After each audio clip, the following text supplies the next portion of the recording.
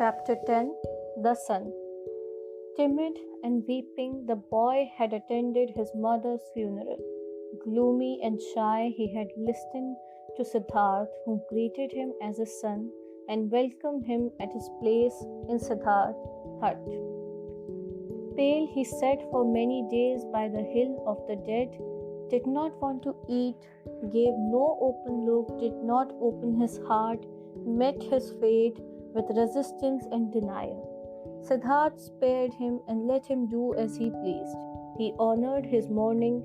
Siddharth understood that his son did not know him and that he could not love him like a father.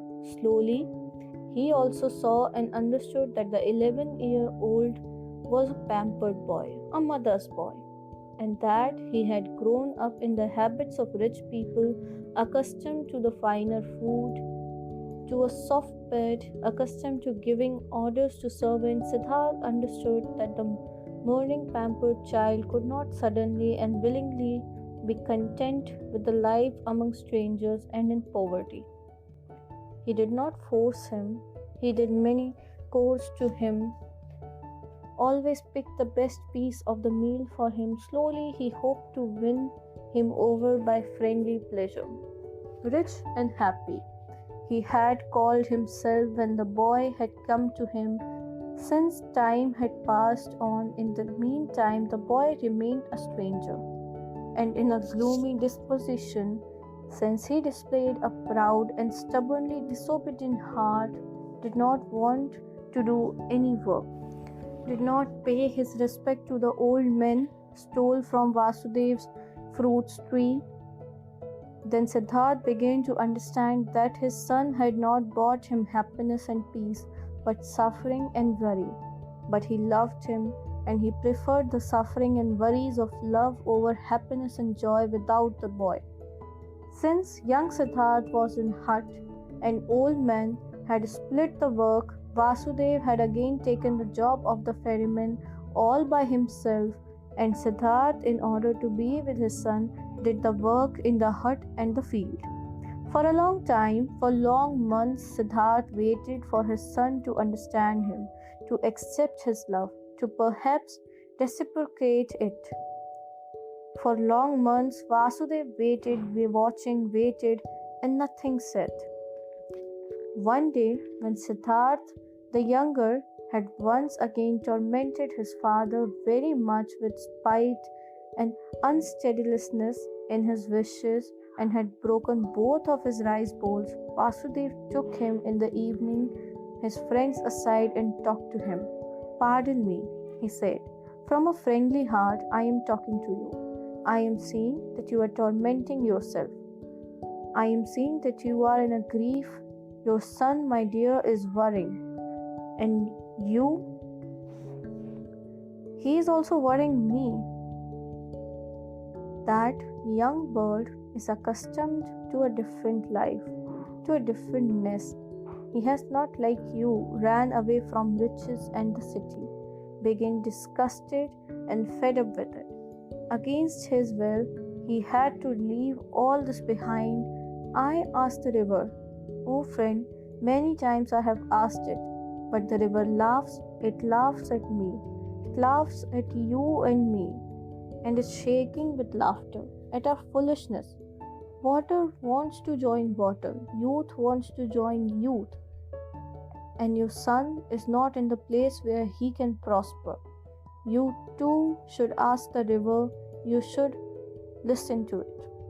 Troubled Siddharth looked into his friendly face, in the many wrinkles of which there was incessant cheerfulness.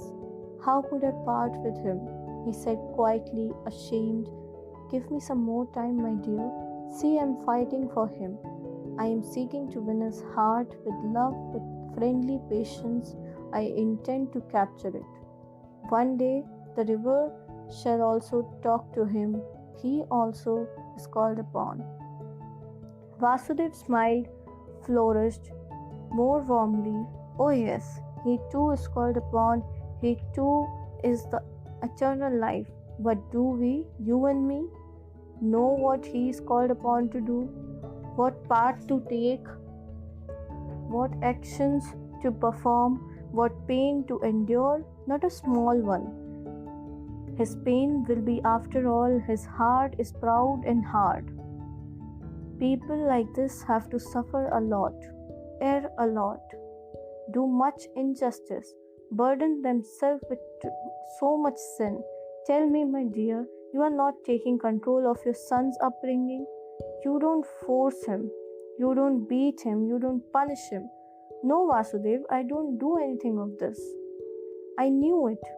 You don't force him, you don't beat him, don't give him orders, because you know that soft is stronger than hard, water stronger than rocks, love is stronger than force. Very good, I praise you, but aren't you mistaken in thinking that you wouldn't force him, wouldn't punish him? Don't shackle him with your love? Don't you make him feel inferior every day, and don't you make it even harder on him with your kindness and patience?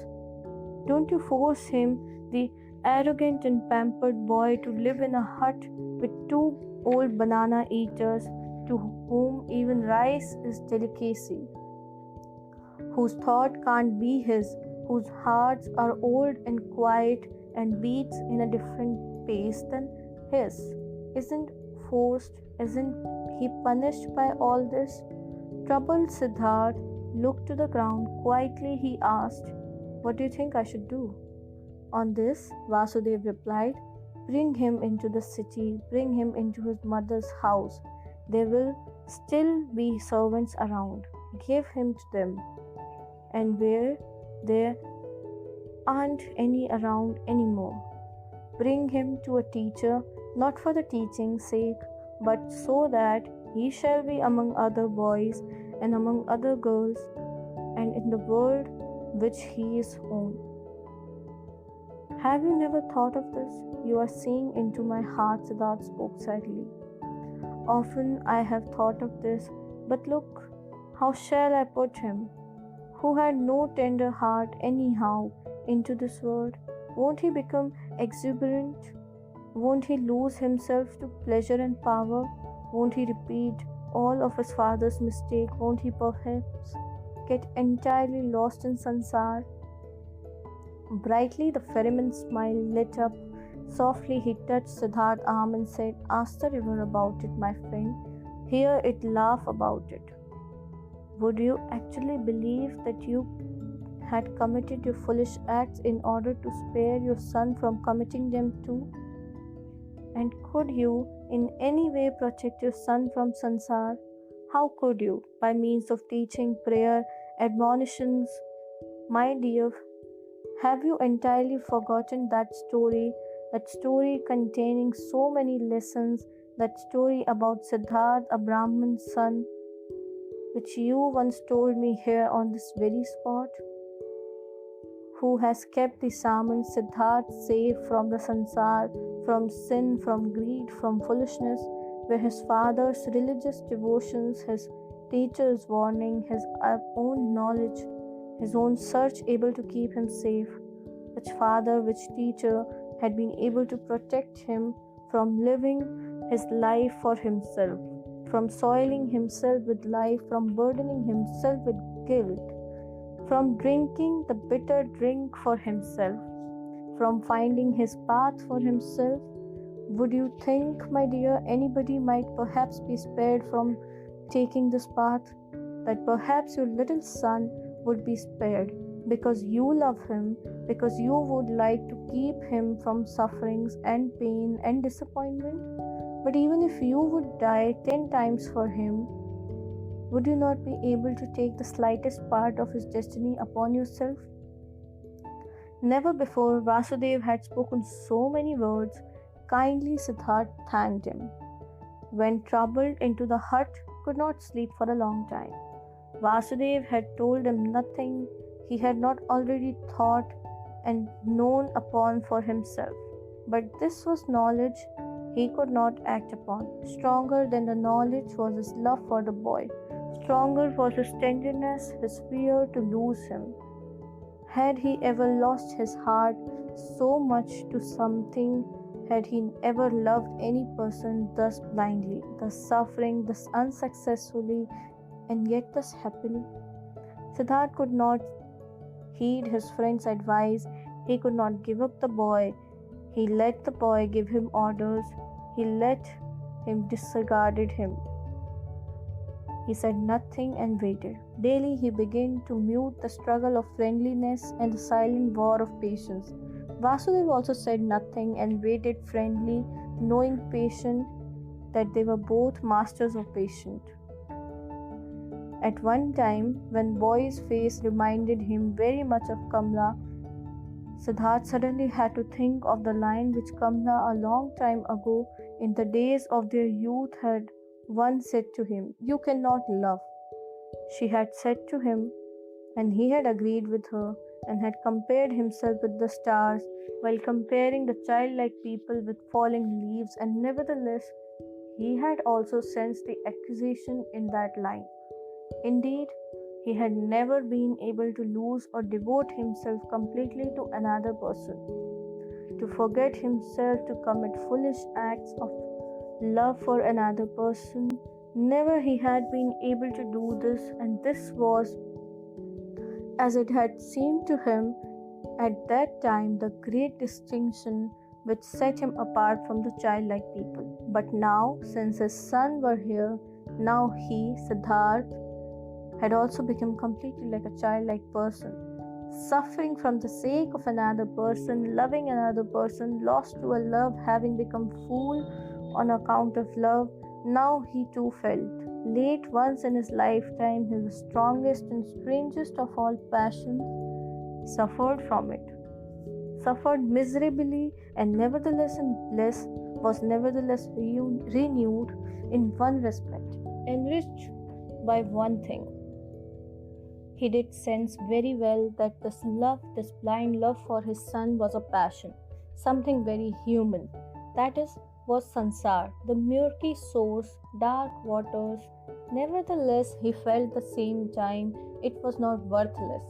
It was necessary, came from the essence of his own being. This pleasure also had to be atoned for. This pain also had to be endured. These foolish acts also had to be committed.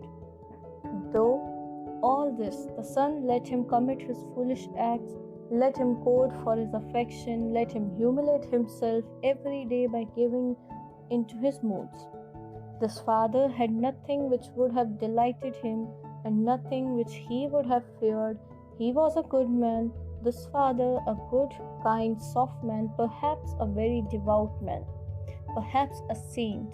All these things were no attributes which could win a boy over. He was bored by this father who kept him prisoner.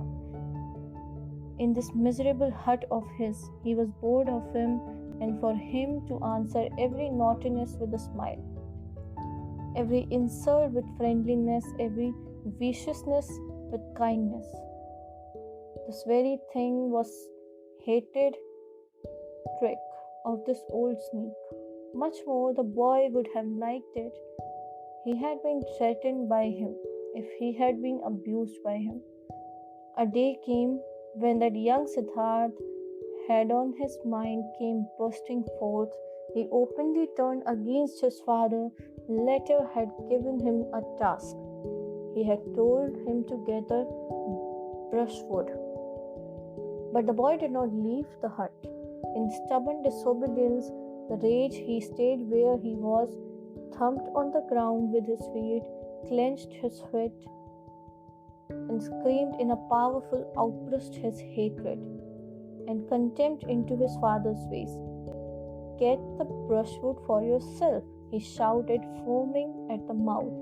"I am not your servant. I do know that you won't hit me. You don't dare. I do know that you constantly want to punish me, put me down with your religious devotions and your indulgence. You want me to become like you, just as devout, just as soft, just as wise. But I listen up just to make you suffer. I rather want to become a highway robber and a murderer and go to hell than to become like you. I hate you. You are not my father. If you have 10 times been my mother's, fortunater. The rage and grief boiled over in him, foamed at the fathers in 100 savage and evil words. Then the boy ran away and only returned late at night. But the next morning he had disappeared.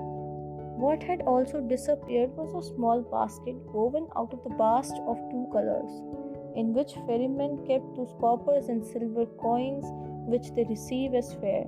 The boat had also disappeared. Siddharth saw it lying by opposite bank. The boy had run away. I must follow him, said Siddharth, who had been shivering in grief since those ranting speech the boy had made yesterday. A child can't go through the forest all alone. He will perish. He must build a raft, Vasudev, to get over the water. We will build a raft, said Vasudev, to get our boat back, which the boy has taken away. But him you shall not run along, my friend. He is no child anymore. He knows how to get around. He is looking for the path to the city. And he is right. Don't forget that he is doing what you have failed to do yourself. He is taking care of himself. He is taking his course. Ah, Siddharth, I see you suffering, but you are suffering a pain at which one would like to laugh, at which you will soon laugh for yourself.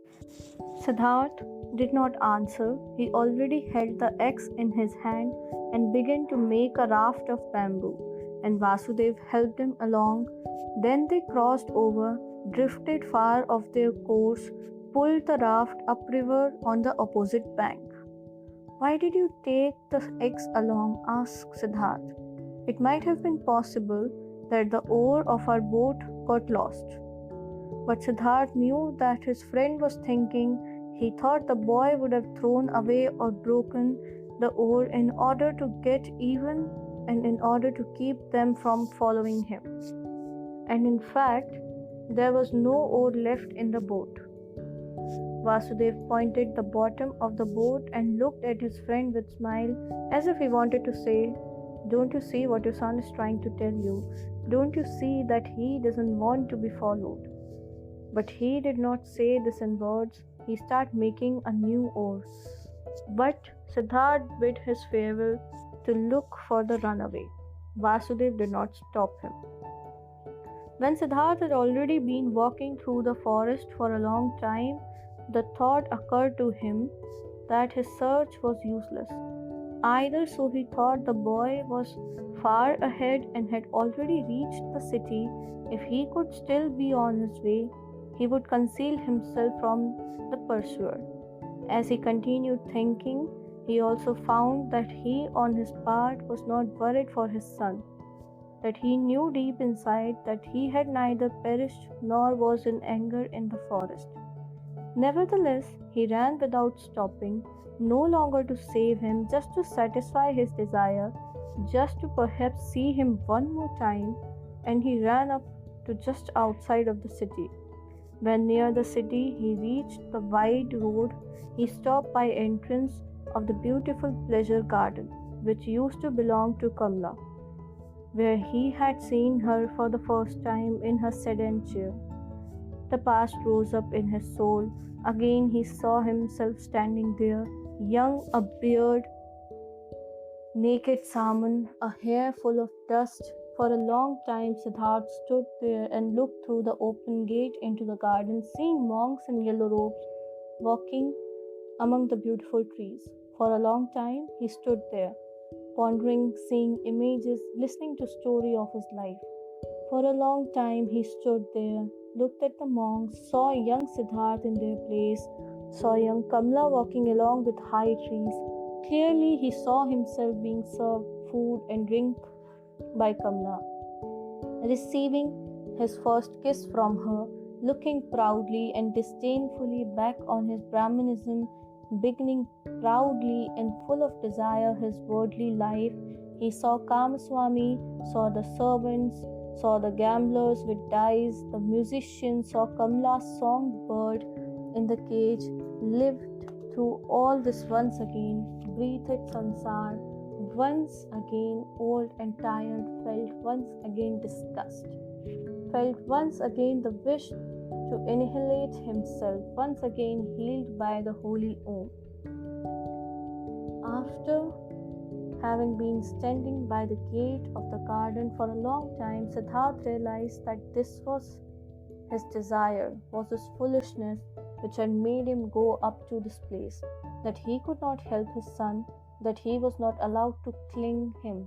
Deeply he felt the love for the runaway in his heart, like a wound, and he felt the same time that this wound had not been given to him in order to turn the knife in it, that it had become blossom and had to shine, that this wound did not blossom yet, did not shine yet, at this hour made him sad.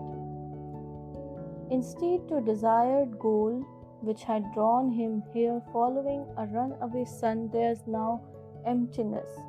Sadly, he sat down, felt something dying in his heart, experienced emptiness, saw no joy anymore, no goal. He sat lost in thought and waited.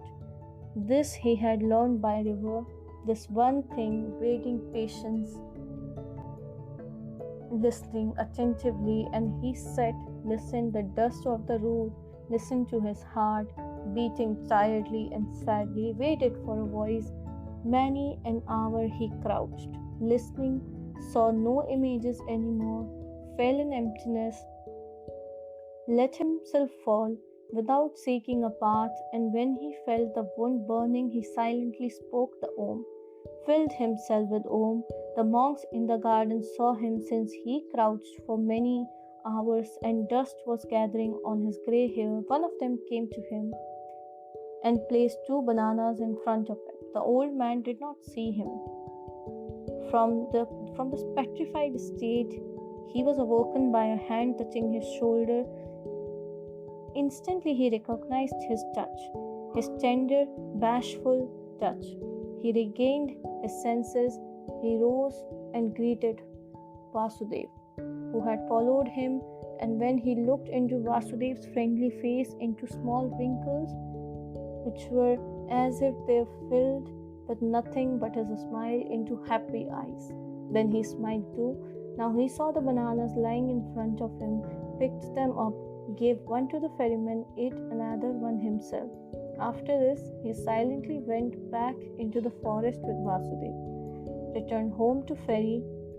Neither one talked about what had happened today, neither one mentioned the boy's name, neither one spoke about him running away, neither one spoke about the wound. In the hut, Siddhartha lay down his bed, and when after a while Vasudev came to him to offer a bowl of coconut milk, he already found him asleep. Here's the chapter ends.